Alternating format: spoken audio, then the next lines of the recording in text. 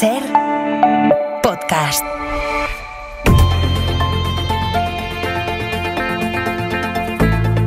El Abierto.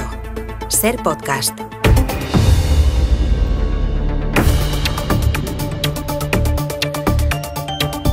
En el Abierto de esta mañana de martes, Mariola Urrea. Hola Mariola, buenos días. ¿Qué tal? Muy buenos días. Berna González Harbour, bienvenida. Gracias, muy buenos días, Saludamos José Luis. también a la directora del diario, Ara Ester Vera. Ester, bon día desde Barcelona. Hola, buen día, buenos días a Hay todos. dos grandes asuntos en la actualidad de este martes que iremos comentando. Aquí en España, evidentemente, los incendios que, como decíamos al empezar, dejan más de 350.000 hectáreas arrasadas. Este es el cálculo de momento del sistema de satélites Copernicus. Y también esa reunión entre Trump y Zelensky de ayer en la Casa Blanca que deja como titular que habrá, dijo el canciller alemán Merz, que será en 2 semanas, habrá un encuentro entre Zelensky y Putin.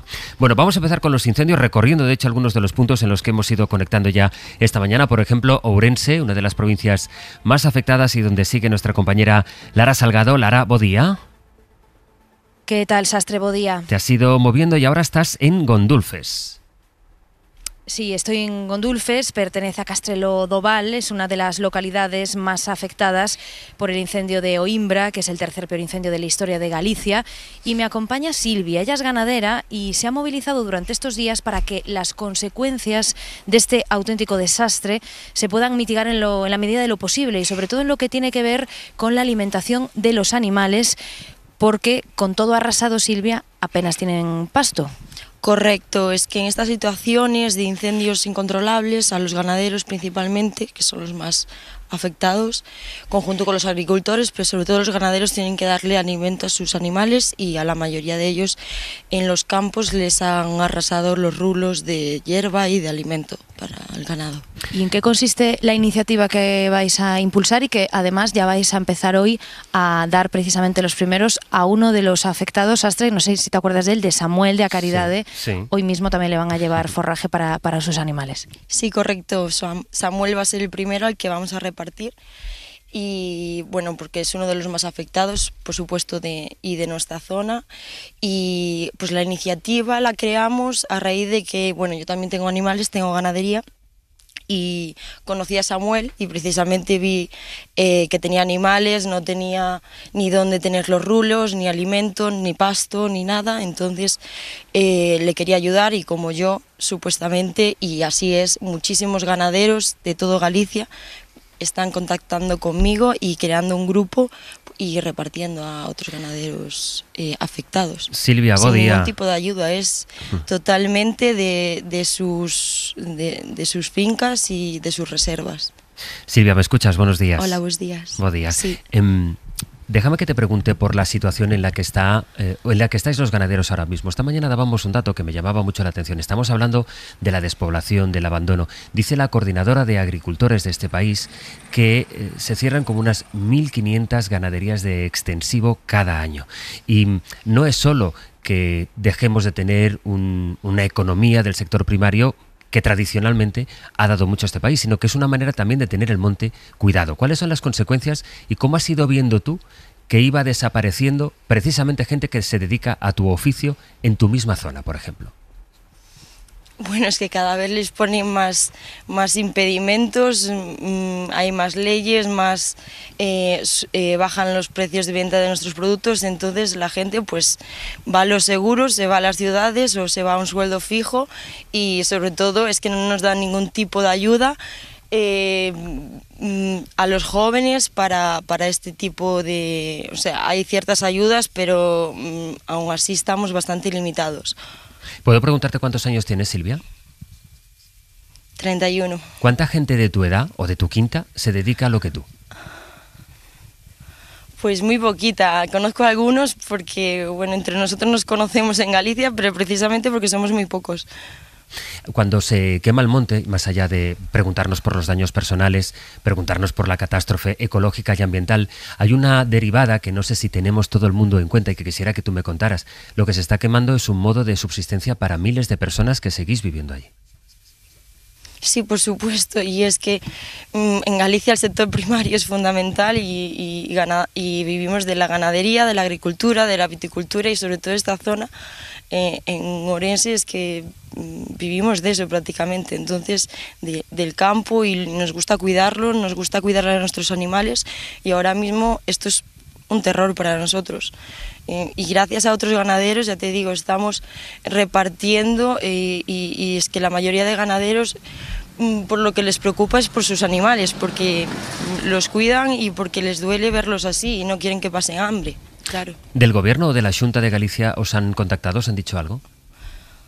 No, nos dijeron que nos iban a ayudar con algún tipo de ayuda, pero nada más. Ya. No nos han dicho nada de momento. ¿Tú en tu caso concreto has tenido algún daño o has participado de alguna manera para ayudar en la extinción de alguno de los fuegos que quema Ourense? Sí, desde que empezaron los fuegos he ido por todos los pueblos, por todos no, porque es imposible, pero por los que he podido, repartiendo pues aguas, comida, mascarillas, desalojando a la gente y bueno, alguna vez también me tocó estar ahí en el fuego, sí. Silvia, muchísimas gracias por atendernos esta mañana. Gracias a vosotros. Gracias, Lara. Vamos hablando, si te parece, a lo largo de la mañana. Venga, perfecto, Sastre, chao. Hasta luego. Luego a las 9 les recuerdo que estará aquí en Hoy por Hoy el presidente de la Xunta de Galicia, Alfonso Rueda. Vamos a Boca de Huérgano, en los Picos de Europa, donde está nuestro compañero Adrián del Pozo. Adrián, hola de nuevo. Hola, Sastre, ¿qué tal? Buenos días. Has estado con los vecinos de Valverde de la Sierra, que es un pequeño pueblo, tiene unos 20 habitantes, está en las faldas de los Picos de Europa, y allí son los vecinos y los voluntarios los que han construido, Adrián, un cortafuegos. Sí, con 25.000, entre 10.000 y 25.000 hectáreas quemadas solo en este incendio y decenas de fuegos más activos en la provincia de León, los bomberos esta semana han hecho aquí lo que han podido.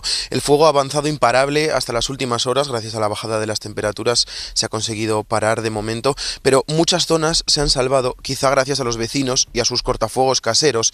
Es lo que han estado horas y horas trabajando, por ejemplo, como decías, en Valverde de la Sierra. Antonio es vecino, es carpintero. Y esta mañana hemos desbrozado todo lo que se ha podido, el perímetro de todo el pueblo, esta mañana y esta tarde, todo el perímetro del pueblo para prevenir, en caso de que él llegue, tenerlo ya hecho, porque no puedes esperar a que él llegue para hacerlo. Paloma, que hace años salió del pueblo a buscarse la vida, hoy está aquí ayudando a su pueblo y a su padre, porque Paloma es la hija de Antonio. Entra, sale, que sube a un puerto, baja, comunica a los vecinos, vuelve a subir a otro, vuelve a bajar y así todo el día. ¿Tu padre no para? No para. Ayer no sé si habrá dormido 3 horas o algo menos, porque estaban haciendo guardia en los montes y demás, y bajó, creo que eran las 6 de la mañana o así, y a las 10 ya había vuelto a subir. Como ella y como su padre, solo en el pueblo de Valverde, donde en invierno, lo decías, no viven más de 20 personas, han estado trabajando 200 en desbrozar los alrededores, en crear un cortafuegos. 200 personas entre vecinos, veraneantes y muchos voluntarios de pueblos de la zona y de más lejos. Ha habido gente que está metida en grupos y gente de Asturias quería venir a ayudar y gente de no sé dónde. Y hemos dicho tranquilos, que hay restricciones con... Pero mucha gente. Me enorgullece que venga la gente y te eche una mano, y bueno, siempre ha sido así, ¿eh? Cuando hay una desgracia en un pueblo, pues en los pueblos vecinos pues se ayudan. Eran Ignacio, el presidente de la Junta Vecinal, y también Antonio. Uno de esos voluntarios que decían es José Manuel.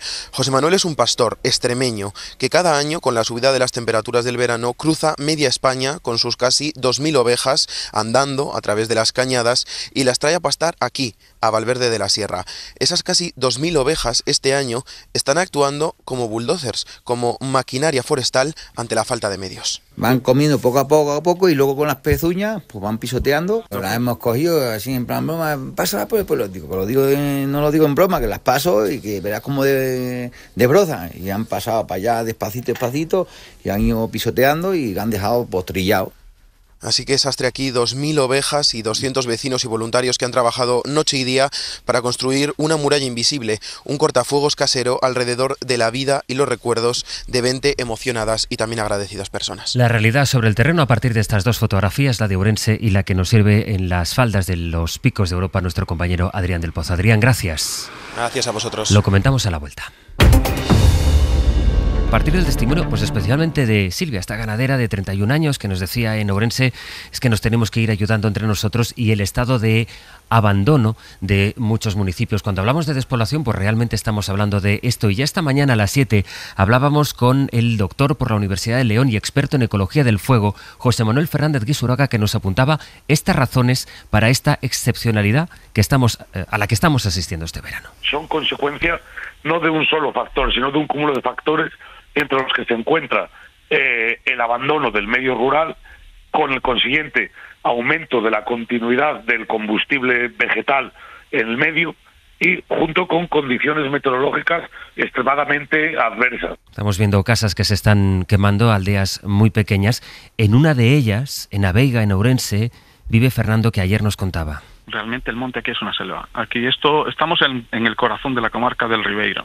El monte está abandonado, los caminos están cerrados, la gente abandonó los montes porque se fue, emigró de aquí. Entonces, aquí si no hay una básica prevención en cuanto a abrir caminos. Decíamos a las 8 de la mañana, Berna, que desde luego ahora mismo la emergencia está en atender a la gente, en apagar los fuegos, en atender a la gente, en dar esas ayudas que nos describía Silvia, que alguien de la administración contacte con ellos y les dé un poco de seguridad, todo lo que se pueda dar de seguridad. Pero una vez pase esta emergencia, esto lo que está poniendo sobre la mesa es algo que no deberíamos olvidar en cuanto acabe el verano, en cuanto se apaguen los incendios y empiece septiembre, que es qué modelo de país tenemos, este abandono del que, ahora que en agosto hablamos tantos de los pueblos y esta idea tan idealizada seguramente del pueblo, bueno, pues esta es la realidad en la que viven muchos ciudadanos de muchos pueblos, que tienen una sensación de abandono que muchos definen como si fuera la antipolítica, cuando en realidad lo que mueve, nos parece, la indignación de esta gente es precisamente la necesidad, la esperanza que ellos tienen en que sean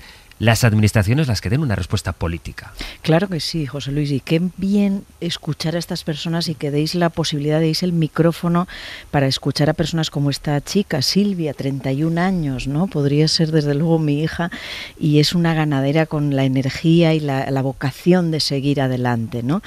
Pero ¿cuál es la realidad que se encuentra y que nos encontramos? Pues es un choque de trenes, es decir, sabemos, porque lo hemos aprendido estos días, que el bosque ha aumentado incluso un 30 y pico % en los últimos años, la masa forestal en España se ha multiplicado, pero a la vez los medios de prevención se han disminuido, los presupuestos han disminuido y a la vez la ganadería en contacto con la naturaleza se está derrumbando.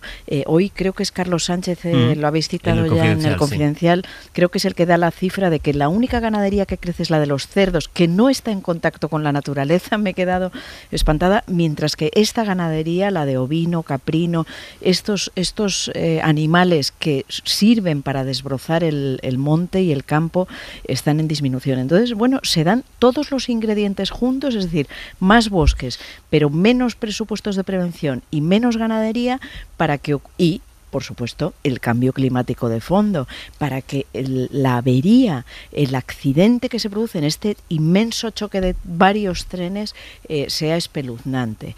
Hoy es el día que muchos podemos celebrar que están bajando las temperaturas, hay ciertas lluvias en el norte y, sin embargo, los incendios siguen descontrolados y bueno, por tanto, solo nos podemos preguntar qué hacen los gobiernos autonómicos, que son los principales artífices de la política medioambiental con respecto a los bosques, que tienen las competencias y que solo han disminuido los presupuestos. El dato que da Carlos Sánchez en esa información del Confidencial, que es tremendo. El Triángulo de Fuego, es decir, las 3 provincias más afectadas, Ourense, Zamora y León, han perdido el 22% de su población, Mariola, en 40 años. Efectivamente, es que fíjate, yo creo, José Luis, que cuando abordamos ahora los incendios, a veces lo abordamos como si fuera una catástrofe natural. Y por supuesto que tiene mucho de catástrofe natural, pero hacerlo de esta manera es una aproximación miope, porque en realidad asistimos a las consecuencias de acciones humanas y políticas. Y efectivamente, cuando se auspicia la migración, las grandes migraciones del campo a la ciudad como vida quizá pues más plagada de oportunidades frente a lo rural, obviamente eso genera unos desequilibrios que impactan desde a los sectores económicos. Hablábamos del sector primario con esos testimonios que has destacado, afecta también a las expectativas de una generación, la de más mayores, pero también de esa gente joven que aspira a permanecer en el el territorio con un proyecto de vida sostenible y económicamente viable y que no siempre encuentra el soporte de las administraciones, ¿no? Impacta también obviamente en el paisaje, pero es que asistimos a estos incendios y también son resultado de acciones políticas, la pérdida de presupuestos para la prevención o la poca atención de la acción política en generar un poco ecosistemas que permitan hacer de lo rural algo sostenible y algo también aspiracional y económicamente viable, obviamente provocan a corto, medio, largo plazo digamos, el ámbito adecuado para que proliferen cuando se dan todos esos elementos a los que apelaba el experto, ¿no? Por esa mirada también multifactorial, bueno, a que estos incendios tengan la voracidad y provoquen los daños que hemos visto. Por lo tanto, si alguna enseñanza positiva deberíamos sacar de este verano tan terrorífico es que los incendios no son solo catástrofes naturales, son las consecuencias que nos pone encima de la mesa, bueno, después de acciones humanas y políticas que tendremos que repensar y revisar. Esther. Sí, la verdad es que lo más interesante de estos días es ver esta dignidad de los afectados, ¿no? Este cortafuegos casero del que hablaba la persona que le habéis puesto el micrófono, sí. El apicultor de ayer, la ganadera de hoy, es una gran dignidad ante una situación realmente muy, muy triste.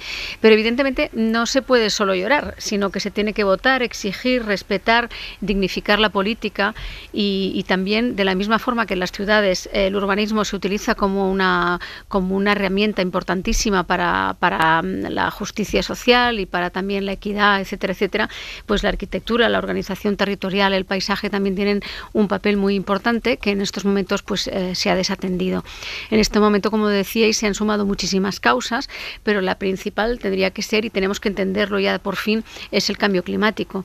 Estos incendios de sexta generación lo que nos dicen es que tenemos que afrontar los incendios de otra manera. Y tenemos técnicos que saben hacerlo. Y está pasando no solo aquí, sino en Canadá, en Grecia y en cualquier otro país del mundo. Esto es el cambio climático. Por lo tanto, hay unas responsabilidades y se tiene que actuar de manera eficiente. Por lo tanto, los recortes en prevención, la insuficiente dotación de efectivos, que no haya coordinación, que no haya una reacción rápida, eso tiene responsabilidades y las cosas se pueden hacer diferente. Y el negacionismo nos va a llevar a esto. Tiene que haber una gestión del territorio y tiene que haber una coordinación.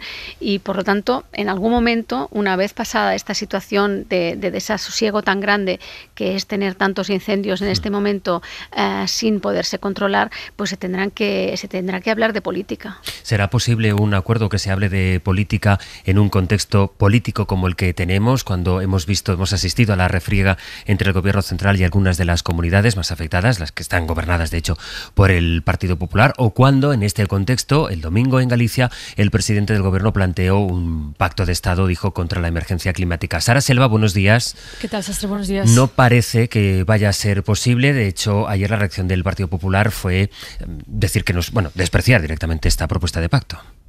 Sí, lo despreció el Partido Popular a pesar de la propuesta del Gobierno. Está estos días el Ejecutivo haciendo mucho hincapié en las consecuencias del cambio climático, en cómo está transformando estos fuegos y otros fenómenos en algo mucho más imprevisible y agresivo. Esto no es el futuro, esto no es algo que va a venir, es algo que está aquí.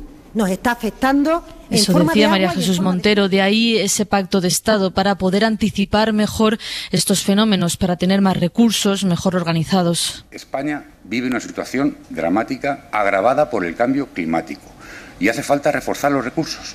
El Gobierno ha dejado claro que esto es algo que conviene empezar a tratar en septiembre, que lo fundamental ahora es apagar los fuegos, pero el PP rechaza de plano la idea, lo rechaza y lo desprecia. Los pactos de Estado no acaban con las llamas, los pactos de Estado ahora no sirven para recuperar lo perdido, la gente esperaba mucho más. Dice Esther Muñoz que es como si se propone un pacto por los océanos en medio de un tsunami. Sostienen que con esta propuesta lo que busca en realidad el Ejecutivo es enfrentar a la sociedad. Pretende ideologizar y confrontar y depolarizar la sociedad española. Quiere que hablemos de este pacto en lugar de por qué no hay más medios. O por qué no menciona el PP el cambio climático, le resta importancia y se centra en cambio en los fuegos provocados. Se pueden dedicar muchos recursos a prevenir. Ahora lo que es difícil es averiguar que va a haber gente pirómana prendiendo mecha a todo nuestro territorio. Está el PP volcado en echar la culpa de los fuegos al Gobierno, a pesar de que la competencia en prevención y extinción de incendios es de las comunidades. Dice el Ejecutivo que la posición del Partido Popular es del todo irresponsable, que se están inhibiendo de sus responsabilidades y que lo que deberían hacer es arrimar el hombro. Sara, gracias. Hasta luego, gracias. Pues este es el punto en el que estamos, Mariola, al Partido Popular, que dice que Sánchez despista con esta propuesta de pacto, y el Gobierno que dice están señalando al Ejecutivo porque saben que quienes tenían que haber actuado en la prevención de incendios son las comunidades gobernadas por el PP. Mira, ayer me llamó la atención, Sastre, unas declaraciones de la vicepresidenta del Gobierno cuando, para afear esta manera de hacer política del Partido Popular, decía: con los incendios no hay que hacer política.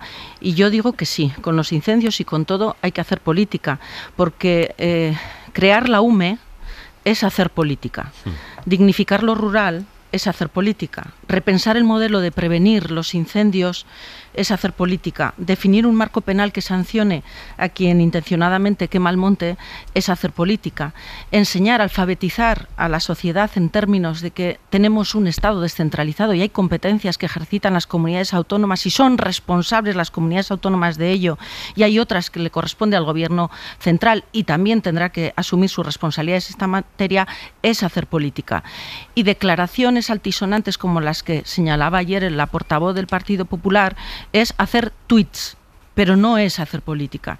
Yo creo que precisamente en estos momentos es cuando hay que reivindicar la política, porque es el único instrumento para poder poner solución a los problemas que tenemos. Y el de los incendios, ya hemos dicho, es un problema complejo en el sentido de que intervienen muchos factores en él y que hay que abordarlos en todos y cada una de las dimensiones. Y nuestro Estado, por ser descentralizado, por ser un Estado con clara vocación federal, tendrá que aproximarse a esa solución desde las distintas instancias de poder, y a cada uno habrá que responsabilizarle de lo que tiene. También la Unión Europea tiene una responsabilidad en esto en la medida que tiene instrumentos para poder, si llegado el caso España tuviera serias dificultades para afrontar todo esto, poner a nuestra disposición los equipamientos y la logística necesaria, y el Tratado de Lisboa incorpora instrumentos en este sentido. En definitiva, yo creo que sí, hay que hacer política de la de verdad, de la de mayúsculas, y proponer un pacto de Estado es evidenciar una voluntad de aproximarse a un problema multifactorial con todas las herramientas posibles, que son muchas, y desde luego desde todas las instancias de poder, que son muchas. ¿Que el Partido Popular prefiere hacer tuits? Bueno, pues tendrá luego que explicárselo a los ciudadanos cuando lleguen el modo de votar. Tantas ganas que tiene de votar, ¿votar para qué? ¿Para hacer tuits o para proponer soluciones? Pero bueno, sí, hay que hacer política. Bueno, Óscar Puente también hace un montón de tuits, ¿eh? Yo creo que lo de los tuits lo hacen todos, pero tienes toda la razón. Yo también defiendo la política, pero la política, estamos de acuerdo, yo creo que son hechos, no palabrería, ¿no? Y lo que estamos contemplando estos días es un rifirrafe político de muy baja altura que no aporta nada y que al contrario yo creo que es irritante para los ciudadanos. Es agotador esta lucha política, que es innecesaria en cuanto vemos que lo que va es de enfrentamientos y de acusaciones. Es evidente que el Partido Popular gobierna en estas tres comunidades más afectadas por el fuego, tiene las competencias, ha disminuido los presupuestos, y esos son los hechos. Estoy completamente de acuerdo contigo en esta definición de la política. Esos son los hechos, los presupuestos, las políticas de prevención. Por cierto, la precariedad laboral de los bomberos forestales y de todos los equipamientos, las personas que participan en extinción. Es decir, esos son los hechos. Lo demás es palabrería. El domingo fue casi terapéutico ver a Pedro Sánchez con Rueda, con Mañueco, creo que fue también, y hoy va a ir a otros puntos. Va a Extremadura y a Castilla y León. Y ambas partes dijeron cosas sensatas, colaborativas. Por un momento parecía que podíamos convivir, ¿no? El Partido Popular y el Partido Socialista. Oye, en cuanto se dieron la vuelta, empezaron a poner tuits, como dices, o sobre todo a hacer declaraciones de que hemos pedido más medios y no se nos han dado. Bueno, la ministra Robles dejó claro aquí ayer y en sus declaraciones que está dando estos días que todos los medios disponibles se están poniendo. No tengo por qué que dudar de su palabra, pero que a veces hay que hablar con sinceridad, y creo que ella ha hablado con sinceridad y con sensatez en el sentido de reconocer la impotencia. Es decir, es que tenemos incendios estos días con 150 kilómetros de perímetro. Es inabarcable, no hay avión que pueda hacer descargas de agua que apague esos incendios, ni legiones de aviones. No puede haber un bombero ante cada llamarada. Y reconoció la ministra que la climatología, el cambio de la climatología que se viene estos días va a ser fundamental. Entonces, bueno, tenemos que saber hablar, exijo a los políticos que sepan hablar con esa sensatez, moderación, sin crispación, porque la lucha, el rifirrafe, político no aporta nada, solo resta. Las 8:57, Esther, si te parece, te escucho a la vuelta, porque luego, en cuanto regresemos a las 9 en punto, podremos conversar con el presidente de la Xunta de Galicia, con Alfonso Rueda. Alfonso Rueda, presidente de la Xunta de Galicia. Presidente, bo día. Hola, bo día, ¿qué tal? Permítame empezar preguntándole por si tiene noticias de los 4 bomberos heridos ayer. Uno de ellos parece que es muy joven, creo que tiene 19 años y que está grave. Sí, efectivamente, fue desplazado al hospital de A Coruña y está grave. Hubo inhalación de humo, tiene quemaduras en una parte importante del cuerpo. Vamos a esperar cómo evoluciona hoy. Los otros no tienen tanta gravedad, pero lógicamente son heridos y nos preocupan todos. Esperemos que a lo largo del día de hoy podamos tener noticias y buenas noticias. ¿Cuánto se espera, hablando de eso, de las buenas noticias que pueden llegar, que el cambio de tiempo de hoy y sobre todo la bajada de las temperaturas máximas puedan ayudar en la extinción de los fuegos que queman Ourense? Sí, efectivamente, es fundamental. Hemos tenido muchísimos días con temperaturas altísimas. Eso provoca corrientes térmicas, cambios de viento que dificultan muchísimo, propagan primero el incendio y luego dificulta muchísimo apagarlo, y es cierto que desde ayer ha habido ya una bajada de temperaturas y eso sin duda ayuda. Lo que más ayudaría, sin ninguna duda tampoco, sería que lloviese. Eso no se espera y por lo tanto esa ventana de oportunidad que nos da menos temperaturas hay que aprovecharla. De hecho, esta noche, acabo de recibir el parte de esta noche y las cosas, siendo todavía muy difíciles, ya no han sido tan difíciles como los días anteriores. ¿En qué sentido? ¿Qué datos tiene? Bueno, ayer teníamos 9 incendios activos, 2 de ellos están estabilizados, ya son 7. Y por lo tanto eso ya es una buena cifra y es cierto que la humedad que se empieza a percibir de noche ayuda, aunque sea mínimamente, y ya digo, da una ventana de oportunidad y sobre todo un poquito de esperanza a equipos de extinción que llevan muchos días muy agotados, trabajando muchísimo y en algún momento sin ninguna perspectiva de mejora. Ahora parece ser que eso empieza a cambiar. El sistema de satélite Copernicus apunta que este mes solo en Ourense habrían ardido 125.000 hectáreas. Esta es la proyección que hace el sistema desde el aire. ¿Usted tiene sobre el terreno algún dato en este sentido de cuántas hectáreas estaríamos hablando en total?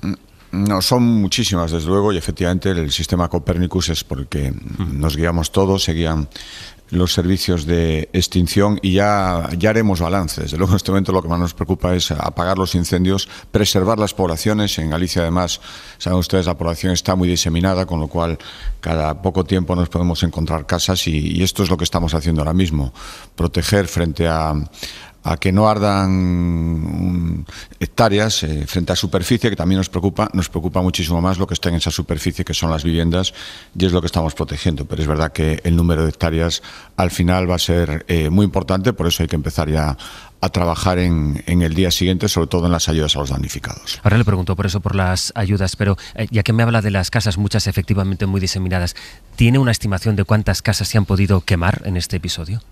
Pues han sido un número importante, no quiero decir una estimación exacta. Es cierto que no todas estaban habitadas. En Galicia hay aldeas donde hay casas en las que ya no vivía nadie, en otras que sí, y por lo tanto primero vamos a alejar el peligro de esos núcleos de población y después veremos cuántas efectivamente son casas donde vivían personas y y que han ardido y a las que hay que ayudar inmediatamente. Antes que con usted, presidente, he hablado con Silvia, es una ganadera de Ourense, tiene 31 años, y le preguntaba quién le había contactado del gobierno de la Xunta o del gobierno central, porque ellos, los ganaderos, se están organizando para darse una red de apoyos entre ellos. Estamos viendo en este episodio muchas redes de colaboración, de cooperación entre vecinos. Ella me decía que nadie de la administración les ha dicho nada. ¿Cuándo van a llegar estas ayudas? ¿En qué van a consistir? ¿De cuánto dinero y de cuánto tiempo estamos hablando? Pues mire, yo primero tengo que decir que yo entiendo perfectamente cualquier persona que haya sufrido un daño, una angustia, y han sido muchísimas durante estos incendios, entienden que tienen que ser atendidas. Vamos a hacerlo cuanto antes. Es imposible contactar con todo el mundo directamente. Ganaderos, por cierto, hoy mismo yo estaré en Chandresa de Queixa, que fue el primer incendio de los que ahora tenemos activos, con ganaderos a los que les estamos dando lo más urgente ahora mismo, que es alimento para sus animales, porque los pastos han ardido. Respecto al resto de ayudas, ayer mismo hubo una reunión en la Xunta de Galicia para prepararlo todo, y la semana que viene tener un consejo extraordinario y ya aprobar las ayudas y empezar a distribuirlas inmediatamente. Ayudas pues para todo lo que sea necesario, viviendas, cultivos, han ardido muchos viñedos, superficies forestales que estaban ordenadas, algunas industrias han sufrido daños, granjas, la casuística ya me gustaría que fuera menor, pero es muy grande. Y todo eso tendrá que tener ayudas económicas y también algo muy importante, no lo olvidemos, intentar regenerar los terrenos que han ardido. En Galicia tenemos la suerte de que es un terreno que para eso da más facilidades, y también habrá que empezar a trabajar en eso inmediatamente, porque después llega el invierno y lo hace todo mucho más difícil. La consellera de Medio Rural dijo ayer aquí en la SER que van unos 500 incendios este mes, muchos de ellos son provocados. ¿Usted a qué lo atribuye? Mire, pues a muchas causas, desde luego. Una y principal, en mi opinión y en la opinión de muchos expertos, es a la intencionalidad humana, a la maldad humana, diría yo, a gente que quema sabiendo el daño que va a causar y además haciendo la conciencia en los momentos en los que más difícil va a ser extinguirlos, en los que los medios de extinción están ocupados en otro incendio y les va a ser muy difícil acceder allí. Esto sucede, por desgracia, y ha sucedido en los últimos años, hace muchos años en Galicia también. Es verdad que también hay negligencias también, a veces imperdonables, porque hacer trabajos agrícolas cuando están absolutamente prohibidos, eso puede provocar que salte una chispa, como nos ha pasado en algún incendio. Eso tampoco puede ser así, y a veces también, pero son los menos, son causas meteorológicas. Por lo tanto, por eso insistimos tantísimo en la existencia de incendiarios y en la necesidad de ser absolutamente inflexibles con ellos. Se están produciendo ahora mismo, yo lo veo en el Centro de Coordinación de Ourense, está allí la Guardia Civil, está nuestra Policía Autonómica, un equipo dedicado exclusivamente a investigar los incendios que se están produciendo estos días, y yo espero que se detecte a los culpables, se pueda demostrar su culpabilidad y caiga sobre ellos el peso de la ley. ¿Cree que puede haber relación entre los culpables que provocan muchos de estos incendios? Preguntado de otra manera, presidente, si descarta que haya una trama. Pues mire, no lo sé, es que no soy yo quien para decirlo. Para eso están las investigaciones y para eso están después los jueces. Querría pensar que no, sinceramente, porque entonces sería muchísimo más grave. Pero que hay gente que quema intencionadamente, no me cabe ninguna duda. Ya que estén organizados o no, comprenderá que eso no lo puedo decir yo. Y si están organizados, habrá que actuar para detectarlo cuanto antes. ¿La Xunta de Galicia tiene ya tenido medios suficientes para afrontar esta oleada de incendios? Mire, la Xunta de Galicia, yo lo decía estos días y algunos parecía que se molestaban, pues que realmente es así. Tenemos el mejor servicio de extinción de España, porque la Xunta de Galicia, por desgracia, lleva mucho tiempo haciendo frente a oleadas de incendios.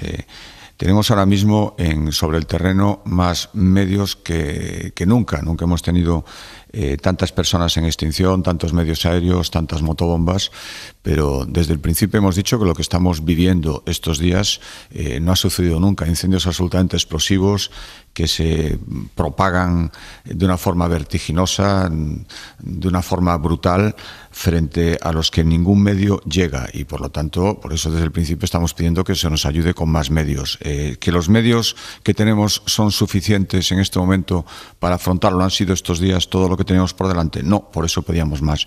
Que tenemos más medios que nunca y dirigidos por los mejores profesionales, en mi opinión, de España, sí. ¿El gobierno les ha dado todos los medios que ha pedido? No, y espero que lo haga. Estuve aquí el otro día. Mire, yo no he tenido estos días ninguna voluntad de confrontar.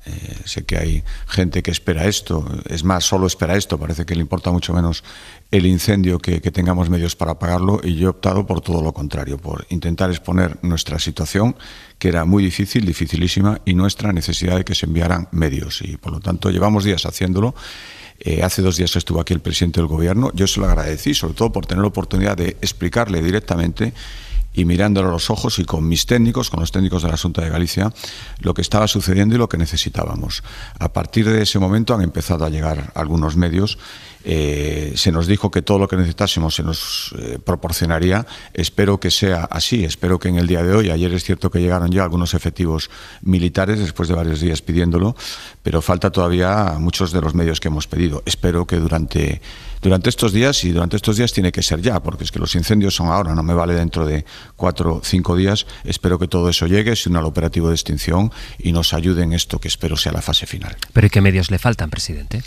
Pues mire, nos falta sobre todo maquinaria y gente que la pueda manejar, y el Ejército la tiene. No pedimos medios de extinción directos porque somos conscientes de que, además de la Unidad Militar de Emergencias, que está haciendo una labor fantástica, y desde el principio hay otros medios que en este momento pueden ser muy necesarios. Para que la gente nos entienda, bulldozers que hagan desmontes, no en la zona directa del fuego, no en el ataque directo al fuego, pero sí en una zona más alejada para cuando el fuego se vaya extendiendo, gente que coordine los medios aéreos, zapadores del Ejército, todo eso es necesario, y todo eso el Ejército yo creo que nos lo puede proporcionar. Pero nodrizas, las que tengan, bueno, pues...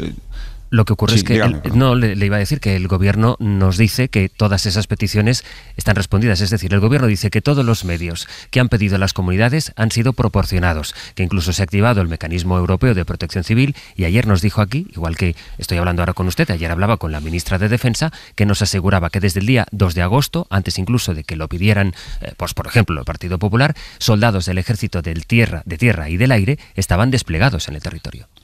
Mire, de verdad que es que no quiero entrar en confrontación, y menos en estos momentos. Los únicos 2 medios del sistema de solidaridad europeo de emergencias que han actuado en Galicia han sido 2 focas, 2 hidroaviones franceses que estuvieron durante 24 horas hace ya 4 o 5 días. Parece ser que hoy se van a incorporar más medios, pero digo hoy.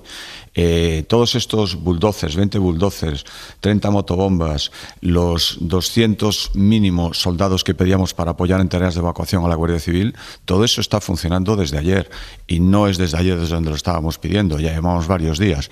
Pero oiga, si nos los mandan ahora, yo lo que quiero es incorporarlos cuanto antes. No voy a perder un minuto, no lo he hecho en los momentos más difíciles, no quiero hacerlo ahora discutiendo con nadie. Centro todos mis esfuerzos en transmitir lo que es una verdad, que necesitamos esos medios y los necesitamos con urgencia. Tiempo habrá después de marcar los tiempos o marcar las presencias, o todo eso lo dejo para después. Quizá porque he estado muchos días pisando terreno y viendo cómo trabajan los profesionales del Centro de Coordinación en Orense. La gente no necesita discusiones, necesita ayuda, y yo desde luego estoy por esa labor. Si faltaban medios, presidente, ¿usted se ha planteado en algún momento escalar el nivel de la emergencia a nivel 3 para que fuera el Gobierno central el que tomara el mando de la emergencia? Pues mire, si supiese que eso es lo que determina que aparezcan más medios, por supuesto. Pero es que no es así, porque usted mismo lo decía. Estábamos en situación 2, llevamos más de una semana, y el Gobierno decía que nos habían mandado todo lo que necesitábamos. Por lo tanto, no es una cuestión de pasar de situación para tener más medios. Eso sería gravísimo. Si se están reservando medios esperando a que pidamos una situación 3, eso primero no es lo que nos está contando, y segundo, sería imperdonable. Mire, la situación 2 supone que la emergencia se coordine por los profesionales que llevan años gestionando estas emergencias en Galicia, que conocen los terrenos, que conocen los lugares por los que hay que acceder a los incendios, que conocen incluso el comportamiento de los incendios, los núcleos de población. Todo eso se gestiona en la situación 2. Lo que necesitamos son más medios, y para eso no hace falta pasar a la situación 3. Dicho esto, si yo tuviera constancia de que pasando a situación 3 hubiéramos tenido más medios, no hubiera tenido ninguna duda. Oiga, esto hace poco tuvimos un apagón, yo no tuve ninguna ningún remilgo, por así decirlo, si es que esto va de remilgos, que creo que no, en pedir la situación 3. La pedimos inmediatamente porque era una situación diferente, no conocíamos nada, no sabíamos qué estaba pasando. Por lo tanto, esto no va a cuestión de cálculos políticos, va a cuestión de ser eficaz. Y se puede ser muy eficaz como estamos siendo si nos dan más medios. ¿Usted cree de verdad que hay alguien del gobierno que está reservando medios y que no se los da a la espera de que llegue el nivel 3? No, por supuesto, quiero pensar que no. Y por lo tanto, por eso desde la situación 2 pido que nos den todos los medios que estén disponibles y que empiecen a llegar cuanto antes. Han empezado a llegar, pero tienen que hacerlo muchísimo más rápido. Esto no es una cuestión de llegar a cuentagotas. Lo necesitamos ya. Por supuesto que no creo eso, sería gravísimo. Es que es el gobierno de mi país también. Galicia forma parte de España y quiero pensar que el gobierno de mi país está haciendo todo lo posible y no está haciendo ningún juego político. Eso en cuanto a los medios para la extinción. Déjeme preguntarle por la prevención, porque dice la ley que eso corresponde a las comunidades autónomas. ¿En qué estado estaba el monte y qué trabajos de prevención había hecho la Xunta en la medida en que los vecinos, con los que hemos ido hablando estos días, nos describen una constante situación de abandono, presidente?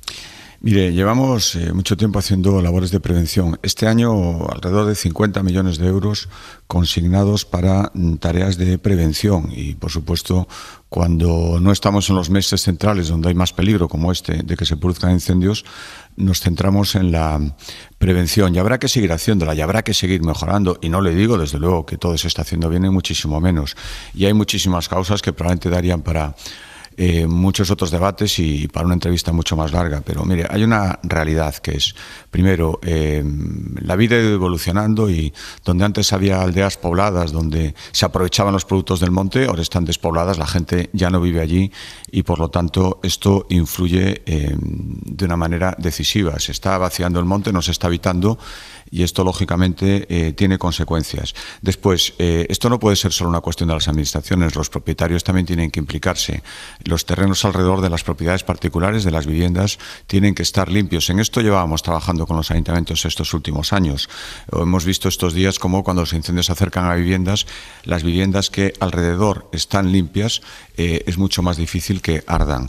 Y después también he visto durante estos días que superficies ordenadas, viñedos, lugares donde había una explotación maderera y se cuidaban todo el año, han ardido también. Es que hemos vivido situaciones, incendios de copas, propagaciones enormes, donde no hay ordenación ni limpieza que valga. Dicho esto, hacer una política de prevención en el monte y de ordenación, eso sin duda ayuda y por lo tanto tendremos que hacerlo y pisar el acelerador en cuanto los incendios estén apagados. Seguir haciendo lo que estábamos haciendo y mejorar los fallos que podríamos estar cometiendo, que sin duda los estábamos cometiendo, cómo no. Por tanto, se lo pregunto porque el líder de su partido, Alberto Núñez Feijóo, dijo que era responsabilidad del gobierno la prevención, atribuyó la responsabilidad al gobierno, pero la responsabilidad, las competencias de la Xunta, de las comunidades en este caso. Mire, yo quiero pensar que la responsabilidad es de todos. Es que a mí empezar a pensar, yo he oído durante estos días también a algunos miembros del gobierno decir que esto es una cosa, que todo lo que estaba pasando era responsabilidad y obligación de los presidentes de las comunidades autónomas. Por supuesto, y más situaciones tan graves. Pero pensar que puedes mirar para otro lado y que se produzcan incendios en tu territorio, que haya que ordenar tu territorio, es cuestión de la administración y no de todos, que no sea un interés general del país, me cuesta mucho entenderlo. Por lo tanto, yo quiero pensar que cada administración tenemos nuestras responsabilidades y los vamos a cumplir. Fíjese, va a pasar ahora con el tema de las ayudas. Hemos activado nuestras ayudas. Yo le pedí al presidente del gobierno el domingo en Orense que también tuvieran celeridad en aprobarlas del gobierno, a lo que él se comprometió. Supongo que estaremos todos de acuerdo también en que ayudar a la gente que ha sufrido daños es cuestión de todas las administraciones y no solo de una. En definitiva, esto es cuestión de todos. Y como empecemos en debates administrativos, que al final lo que esconden es tactismos políticos, no le estaremos haciendo ningún favor a la gente que confía en que los responsables públicos tenemos claro que lo que hay que hacer ahora es ayudarles e intentar evitar que en el futuro se produzcan situaciones como las que estamos viendo estos días. Algo de lo que hemos hablado, presidente, estos días es de las condiciones en las que trabajan los bomberos que se juegan la vida para apagar el fuego. ¿Usted sabe cuánto cobra un bombero de la Xunta de Galicia? Pues sí, pues depende de las categorías, pero alrededor de 1.300, 1.400 euros. Lo que le puedo decir respecto a los bomberos de la Xunta de Galicia es que después de una negociación con ellos, lo que estamos haciendo estos últimos años es ir aumentando. Pues hace unos 3 o 4 años trabajaban solo un determinado número de meses al año y lo que estamos haciendo ahora es cada año aumentar un mes su periodo de trabajo para que esos meses en los que no están haciendo labores de extinción puedan hacer labores de prevención. Vuelvo a lo que decíamos antes, de que esto es una labor de muchos meses. Son más de 3.000 profesionales los que tenemos en la Xunta de Galicia y vuelvo a decir, conforman el mejor servicio, que demandan mejoras, por supuesto, que tienen derecho ellas también. ¿No tienen un contrato de todo el año, por ejemplo? Una parte sí y otra parte no. Pero bueno, es que esto ha sido así siempre tradicionalmente. Los hay que... Quizás las cosas están cambiando un poco, presidente, a la vista de lo que tenemos ahora.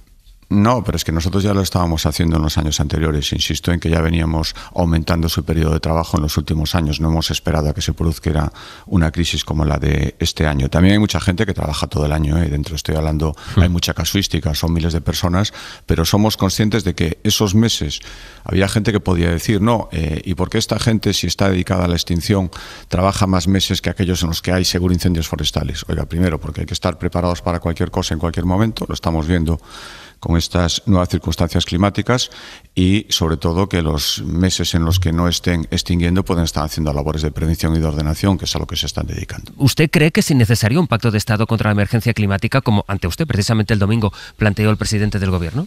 No, y además lo dije en la comparecencia pública que tuvimos después, pero creo que no puede convertirse en el objeto principal de la visita y el mensaje principal de la visita del presidente a Ourense el otro día, en un momento en que ahora tenemos 2 incendios menos activos y la situación sigue siendo muy grave. Hace 2 días era todavía más y lo que quería hablar con el presidente era de medios, cómo se nos iba a ayudar y cómo se iba a ayudar de forma urgente. Por lo tanto, creo que ahora mismo lo que tenemos que hacer es apagar los incendios, para eso hace falta más medios. Segundo, ayudar a la gente inmediatamente en cuanto estén los incendios apagados y después hablar de todo lo demás. Por lo tanto, aquí hay que hablar de prioridades y para mí las prioridades en este momento son esas. Fue un error el tuit que hizo el Partido Popular de Galicia en el que decían que solo usted estaba al mando y Pedro Sánchez solo ocupa el cargo. Sí, mire, sí, de hecho ese tuit se borró y yo estuve de acuerdo en que se borrase.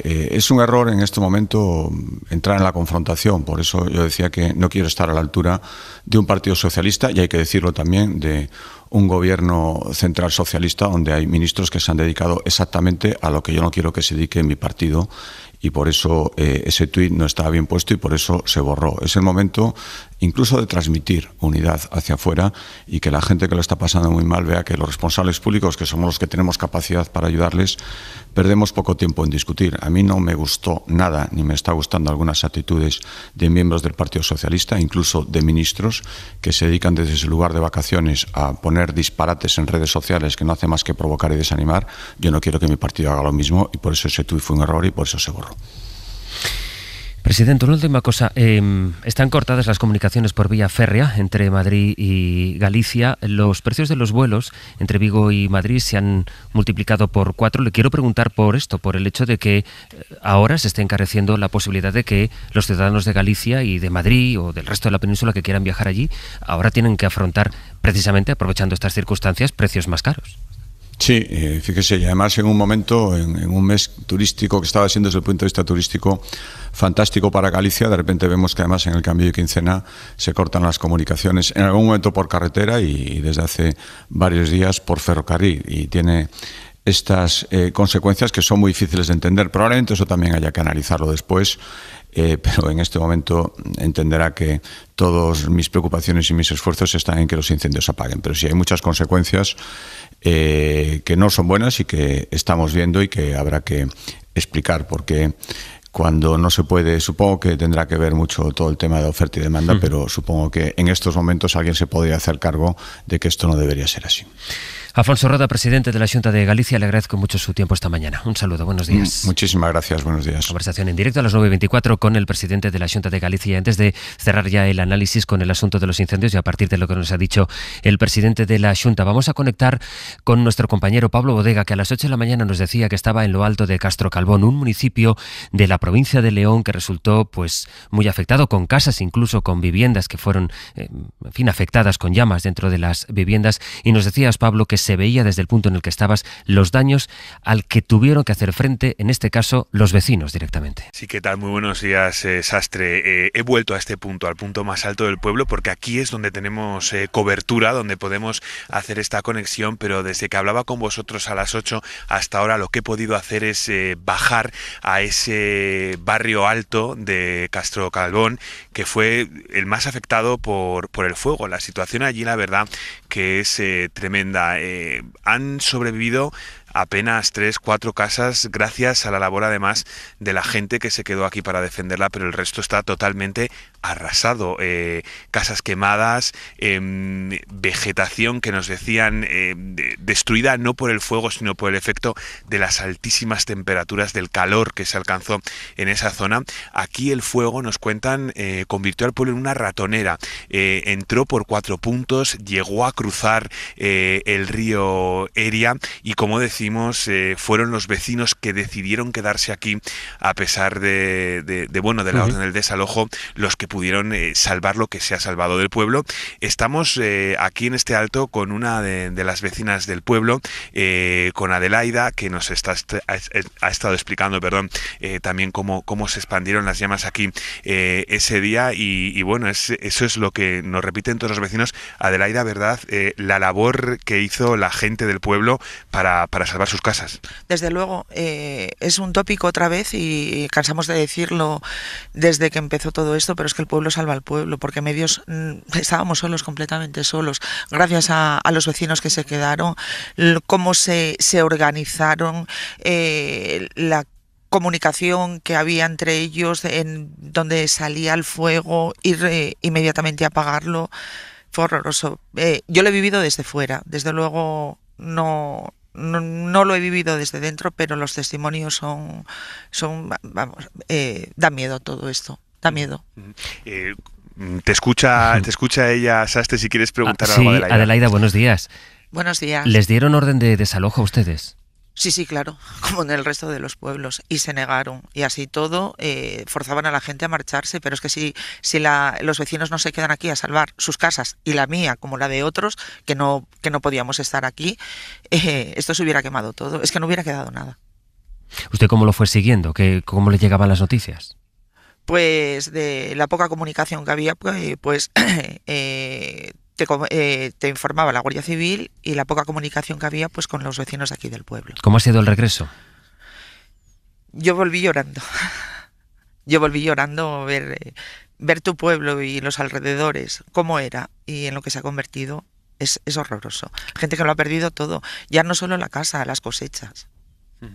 Sastre, nos contaba a Adelaida que ella ha sido hoy el primer día que ha subido aquí al alto del pueblo. Desde aquí se divisa toda la devastación que ha causado el fuego, y decía, llevo aquí ya varios días y es la primera vez, ¿verdad, Adelaida, que has subido aquí? Sí, es la primera vez y tengo un nudo en la garganta.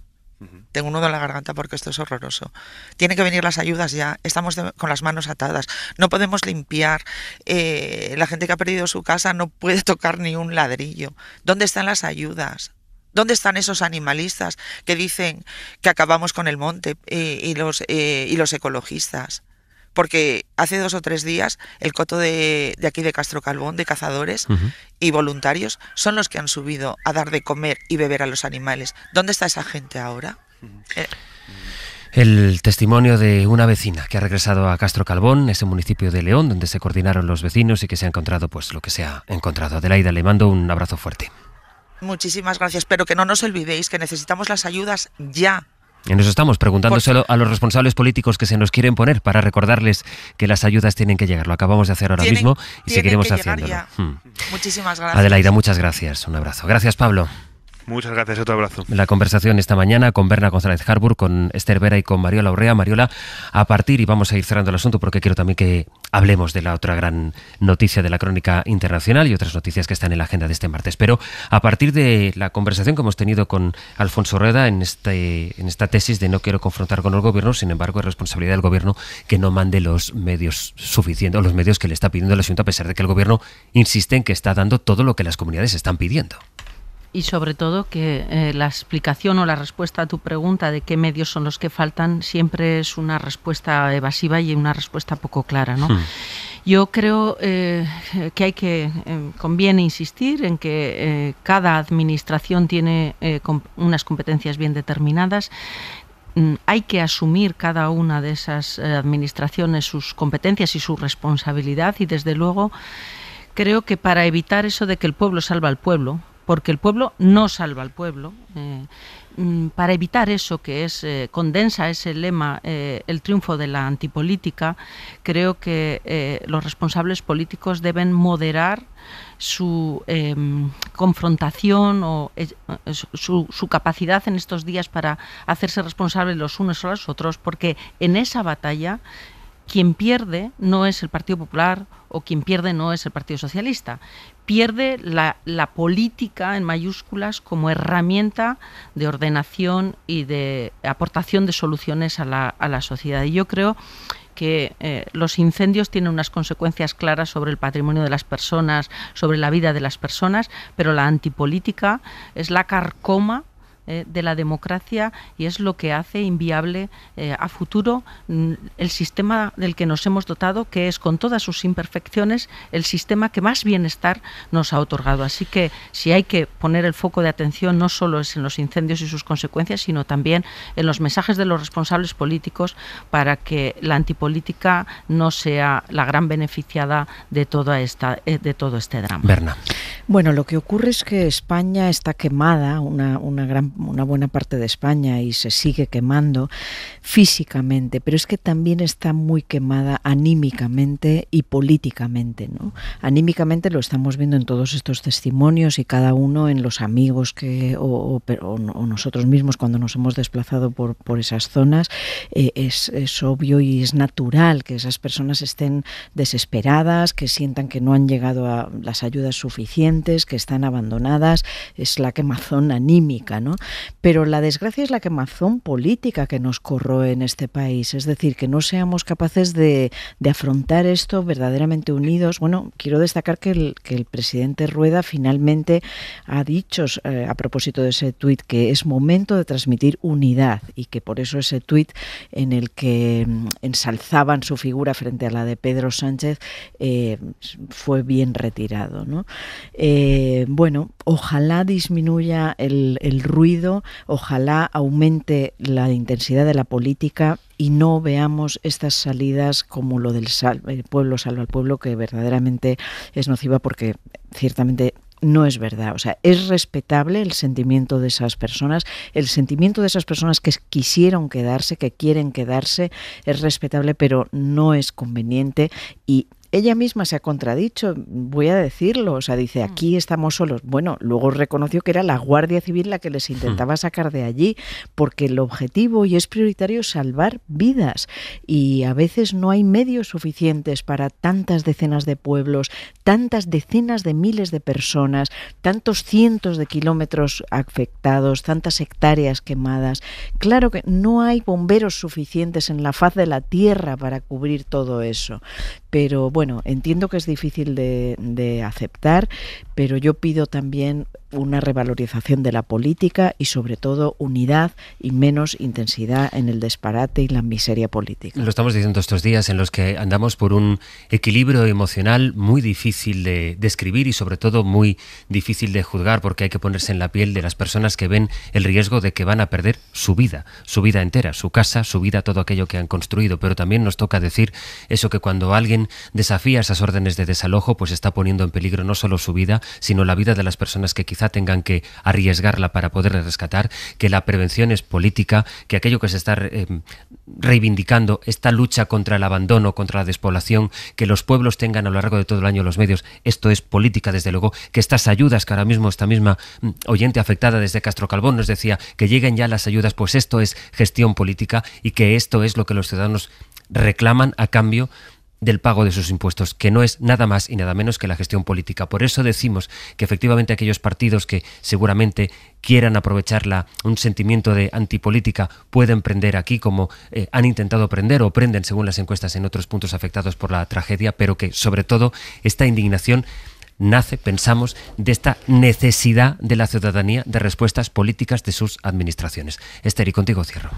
Sí, yo creo que lo que ha faltado estos días es sentimiento de urgencia, es decir, la dignidad que se nota en las palabras de las personas afectadas y ese sentimiento de urgencia, de necesidad de ayuda, de colaboración, de cooperación con lo que ellos en este momento necesitan, es lo que yo he encontrado a faltar iba a decir en la clase política y sí, bueno, diremos en la política española. Por elevar esto un poco para no quedarnos en el fango y para unirme también a las palabras de Mariola y de Berna, yo también en la primera intervención decía, tenemos que dignificar la política y si tenemos que hacer una reivindicación de la política, y es lo que ha hecho Mariola y me sumo absolutamente. Es decir, tenemos que tener claro que este es un Estado descentralizado en el que todo el mundo tiene responsabilidades y las responsabilidades empiezan por los poderes que están más cerca de los ciudadanos. Y, por ejemplo, cuando hablamos de financiación, también hablamos de esto. Es que estamos hablando de los medios necesarios para responder a las necesidades de los ciudadanos en cualquiera de los temas.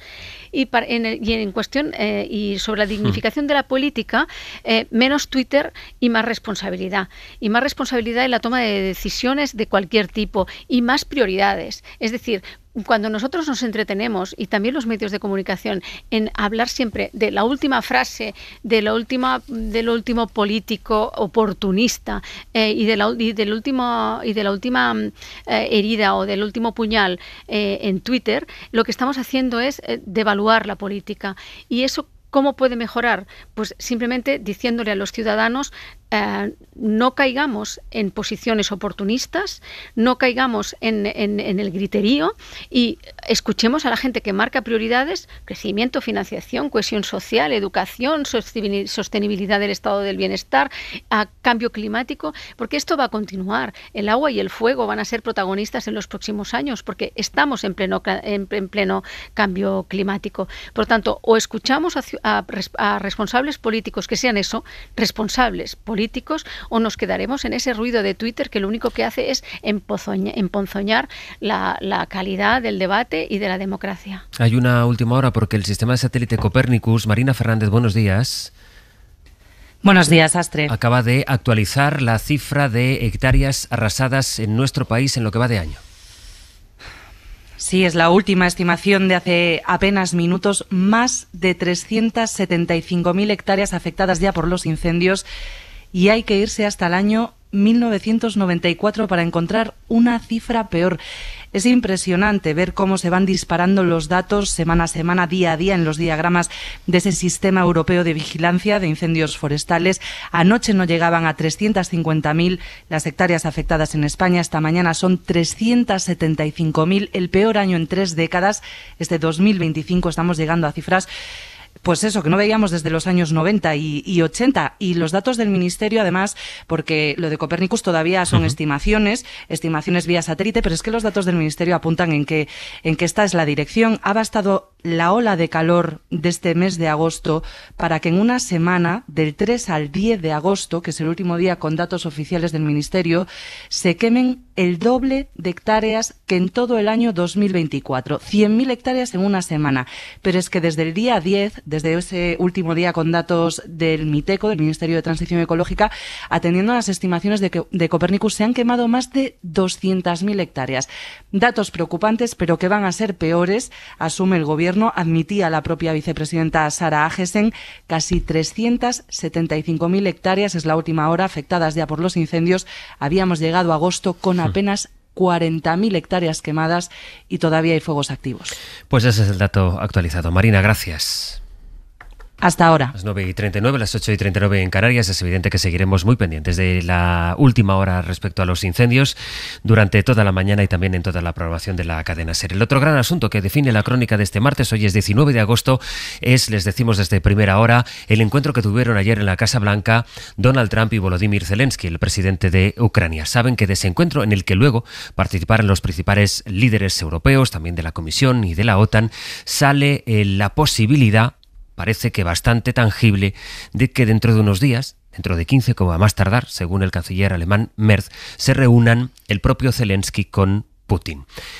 Parece que Donald Trump ha aceptado muchas de las premisas de Putin, pero falta por saber si acepta la mayor de todas, que es que Putin estaría dispuesto a renunciar a la invasión, a poner fin a este conflicto, si consigue territorios a cambio de esa paz, que es la opción a la que se opone Zelensky, la opción a la que se opone la Unión Europea, aunque es verdad que esta madrugada Zelensky ha dicho que corresponderá a esa conversación entre ellos dos, entre Zelensky y Putin, decidir si tiene que asumir consecuencias que sean dolorosas, es lo que ha escrito, para su pueblo. Quiero saludar a Pilar Bonet, que es experta en la Unión Soviética, fue corresponsal durante 34 años allí, conoce bien la política rusa. Pilar, ¿qué tal? Buenos días. Hola, buenos días. Para pedirte una valoración del punto en el que estamos. Parece que Trump ha comprado parte del marco de Putin, al que recibió y agasajó en Alaska. ¿Y cómo crees que queda el escenario a estos escasos días para que parece que ahora sí se pueda producir este encuentro entre Zelensky y Putin después de su reunión de ayer en el despacho Oval con Trump? Bueno, primero una verdad, que es que no hay trato hasta que no hay trato. Eso en primer lugar. Segundo, yo creo que Zelensky ha mejorado muchísimo su posición desde que fue recibido en la Casa Blanca en febrero y prácticamente lo echaron de allí. Zelensky se ha reservado el derecho a ser el único y exclusivo interlocutor de Rusia en temas de territorio. Zelensky ha aceptado hablar en cualquier situación. El caso es si ahora Putin se atreverá a hablar directamente con Zelensky, que, fijaros bien, Zelensky no ha renunciado a nada, tampoco lo ha hecho Putin. O sea, la propuesta de Putin no es acabar con renunciar a territorios. La propuesta de Putin es hacerse con territorios que ahora no controla, y que haya un alto el fuego donde en los territorios que ya Rusia ha metido en la Constitución y que no controla totalmente. Eventualmente un tratado de paz podría fijar esta situación, pero para un tratado de paz Zelensky pide garantías de seguridad, y lo piden también los europeos, que por cierto han protagonizado una movida diplomática sin precedentes al acudir todos a Washington, ¿no? Washington, que se quería quitar de encima a Ucrania, recuerdo las palabras del vicepresidente que decía: esta no es nuestra guerra, acepta participar en las garantías de seguridad, que tiene que ser, según dicen, algún tipo de equivalente a lo que es el artículo 5 de la OTAN. De momento Trump ha dicho: colaboraremos con las medidas de seguridad cuyo peso debe recaer principalmente en Europa. Y Zelensky ha puntualizado: no solo queremos coordinación, sino también participación. Y para estas medidas de seguridad, para elaborar estas medidas de seguridad, se han dado 10 días. Entonces, dos cosas: ¿qué medidas de seguridad se elaborarán? Segundo, ¿aceptará Putin el encuentro directo con Zelensky en el plazo de 15 días? El canciller Merz ha dicho que no sabe si Putin se atreverá. Y el ayudante de Putin, Yuri Ushakov, ha contestado con evasivas, diciendo que Rusia está de acuerdo en incrementar el nivel de diálogo entre Ucrania y Rusia, pero no ha dicho que se vaya a encontrar con Putin. Yo creo que Putin, que se había hecho a la idea, es mi opinión, a tener una capitulación total y absoluta de Zelensky, no está consiguiendo esto, y sobre todo no consiguió romper el frente como esperaba, de una forma permanente y definitiva, en víspera de la cumbre de Alaska. Acordaros como esta noticia se propagó y después los ucranianos atajaron una ruptura de frente de 10 kilómetros muy poco extensa, 10 kilómetros de profundidad, pero poco amplia, y el frente no se ha roto. Es decir, Ucrania sigue con las suyas. Zelensky sigue empeñado en esta posición. Y yo no pienso, es mi opinión, que Putin quiera encontrarse con Zelensky, que Zelensky le diga: no puedo aceptar la pérdida de territorio en una reunión con él. Él necesita que Zelensky baje los pendones, como hicieron las tropas nazis en la Plaza Roja en el 45. Y esto no se lo va a dar Zelensky por ahora. O sea, difieres de esta opinión de que seguramente Putin llevaba una especie de victoria diplomática, no solo por la recepción de Trump en Alaska, sino por el hecho de que, bueno, parecía que Zelensky necesitaba, como tú misma indicabas, el hecho de que los líderes europeos vinieran a arroparle, también porque Europa está un poco buscando su sitio después de que Trump haya intentado desdibujarla totalmente. Pero ¿tú crees que todavía tiene Zelensky ases en la manga y que por tanto está por ver qué pasa si es que se produce ese encuentro con Putin? Yo creo que Zelensky tiene ases en la manga, o en todo caso lo que Putin no ha conseguido es esa capitulación total que se proponía. Recuerda el tono de Trump cuando le entrevistaron en la Fox diciendo, preguntándole qué aconsejaría a Zelensky, y él dijo que capitule, dijo con voz grave, que capitule,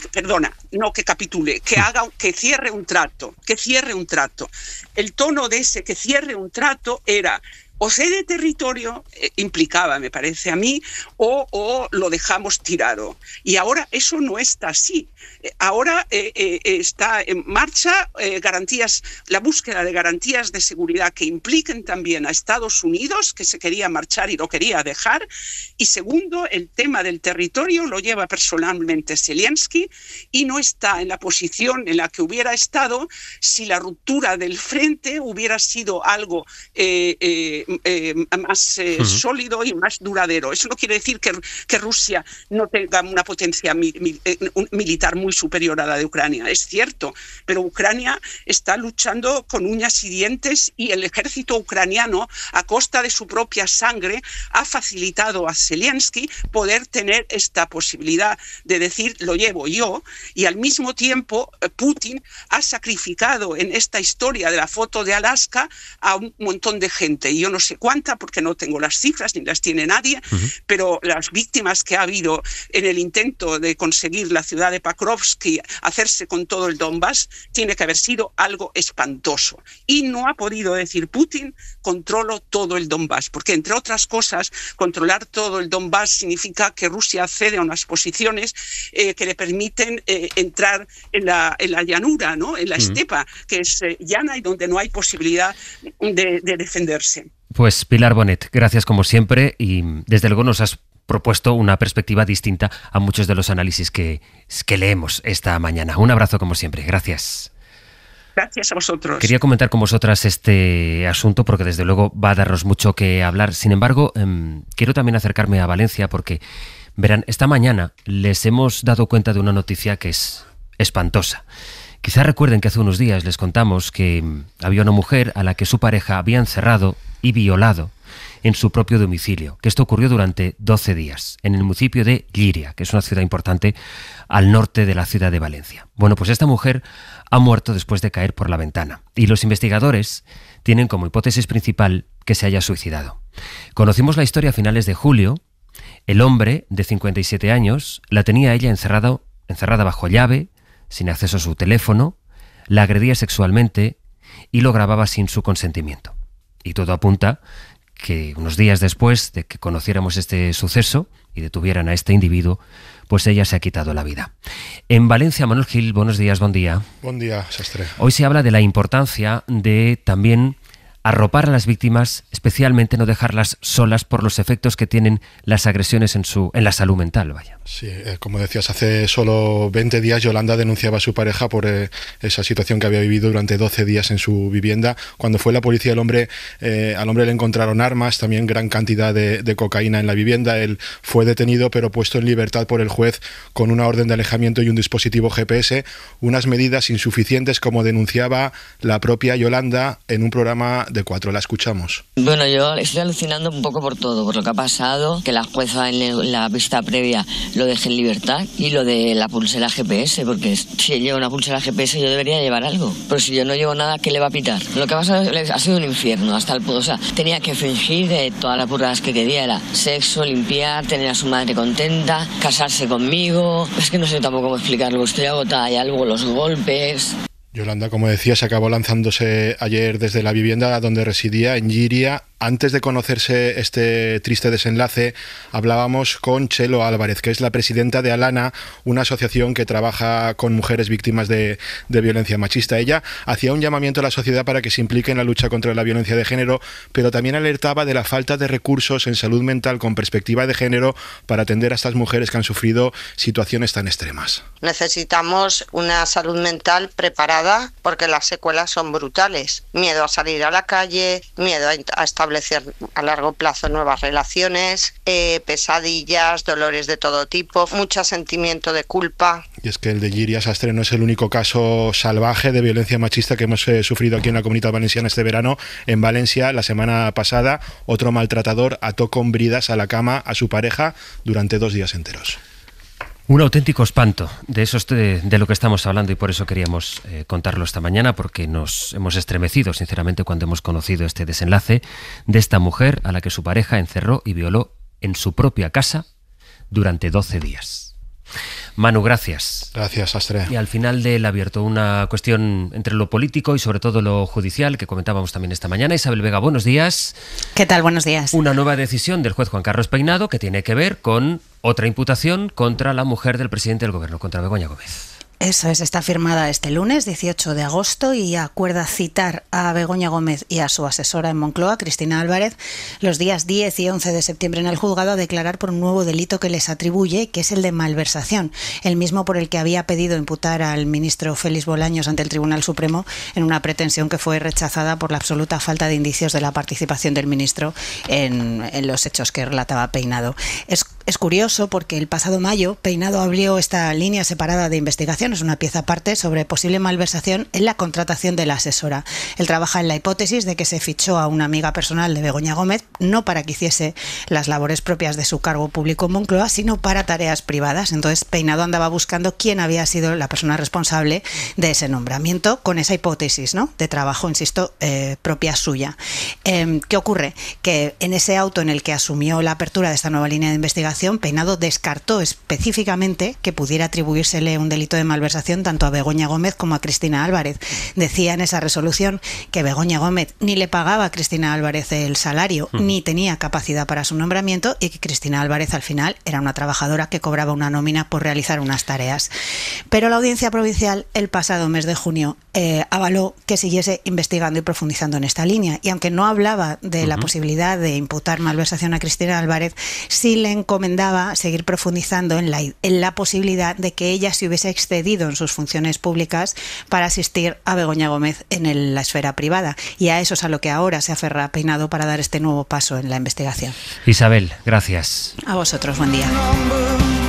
Eva Cruz, Iñaki Pascualena, buenos días. Buenos días. Muy bien, cada día dominado. Sergio y Pepe que tiemblen ya. Totalmente. Contra esta coordinación. Oye, a partir de ahora a las 10, ¿a qué nos vamos a dedicar? Pues vamos a analizar un país desde un lugar. Hoy es una estación de tren. Kiko Llaneras nos da los datos y el color nos los dan compañeros y una persona que ha vivido en el edificio más bonito de España, que es la estación vieja de Canfranc.